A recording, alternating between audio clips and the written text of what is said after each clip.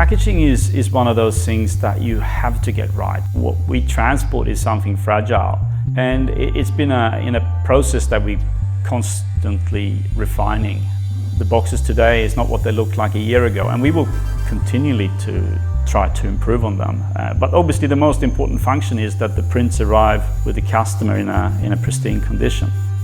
We know that the look of our packaging and the feel of it, and when people open the package, it's a part of the process. We really enjoy when we get feedback on our packaging.